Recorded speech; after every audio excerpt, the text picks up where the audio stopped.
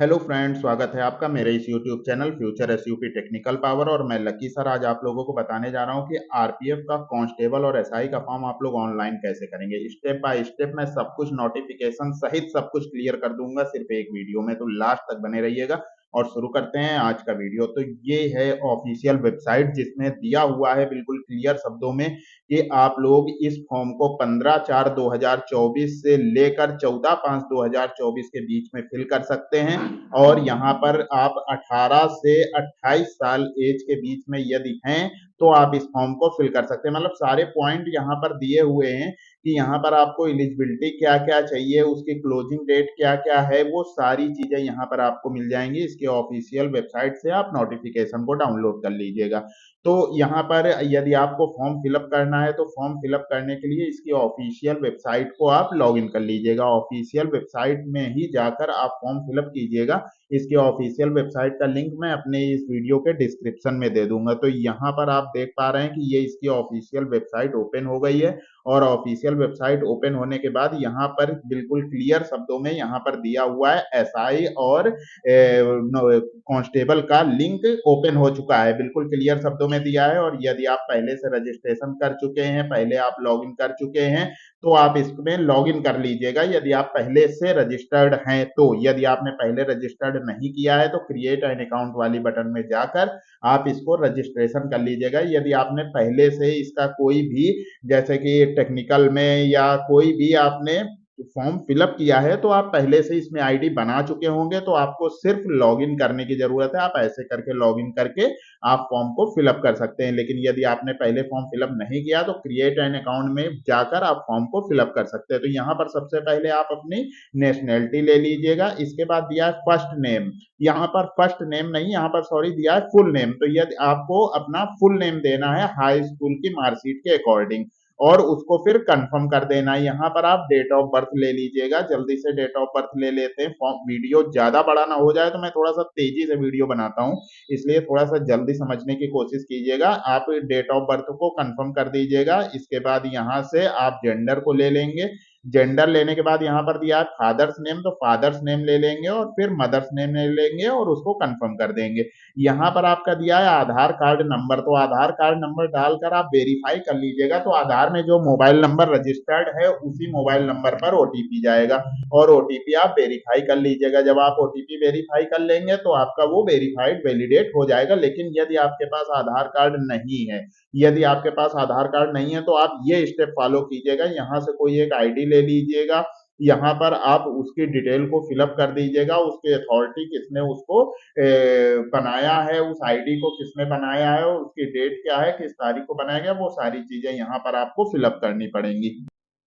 इसके बाद में आप लोग अपना मोबाइल नंबर और ईमेल आईडी को डालकर ओटीपी से वेरीफाई कर लीजिएगा।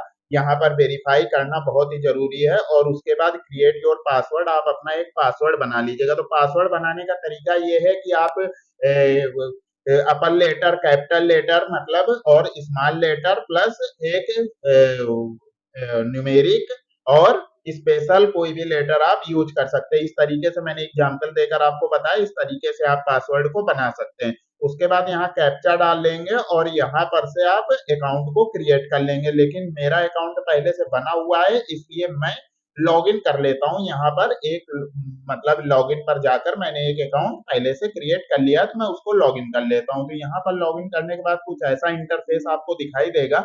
यहाँ पर आप लोगों को क्या करना है, जो भी फॉर्म फिलअप करना है उसको आप अप्लाई कर लीजिएगा। यहाँ पर दोनों दिए हुए हैं, सब इंस्पेक्टर और कांस्टेबल दोनों के फॉर्म यहाँ पर दिए हुए हैं। तो जो भी फॉर्म आपको अप्लाई करना है, आप कांस्टेबल का अप्लाई करना चाहते हैं या आप एसआई का अप्लाई करना चाहते हैं, आप उसको यहाँ से नेक्स्ट करके आप उसको ओपन कर लीजिएगा। तो यहाँ पर जो भी आपने पहले रजिस्ट्रेशन किया था वो सारी डिटेल आपको पहले से फिल की हुई मिल जाएगी। यहाँ पर आपको दोबारा से वो डेट फिल नहीं करनी है। यहाँ पर दिया हुआ है इंस्ट्रक्शन दे रहा है, तो इंस्ट्रक्शन को भी आप अच्छे से पढ़ लीजिएगा। इसके बाद आप मैरिड हैं कि अनमैरिड हैं, आप अपनी मदर टंग मतलब मातृभाषा वगैरह आप चॉइस कर लीजिएगा। यहाँ से फॉर्म को विधिवत फिलअप कीजिएगा। फॉर्म में कोई भी मिस्टेक नहीं होनी चाहिए। मैं आप लोगों को पहले से बता दूं, यदि आपने मिस्टेक किया तो फिर आपका फॉर्म रिजेक्ट कर दिया जाएगा। यहाँ पर आप अपनी कम्युनिटी को सिलेक्ट कर लीजिएगा, आप किस कम्युनिटी के अंतर्गत आते हैं और उसका कम्युनिटी का सर्टिफिकेट नंबर और वो पूरी डेट वगैरह सब कुछ आपको यहाँ पर फिलअप करना होगा और उसके बाद वो डॉक्यूमेंट अपलोड में उस सर्टिफिकेट को अपलोड भी करना होगा।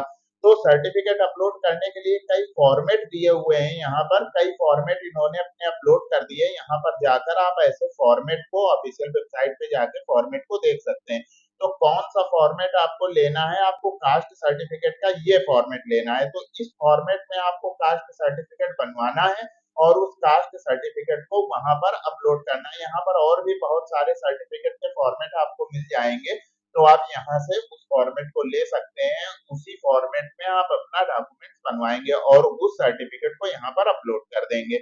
इसके बाद यहाँ पर दिया है आपका एड्रेस, तो एड्रेस आप अपना विधिवत फिलअप कीजिएगा।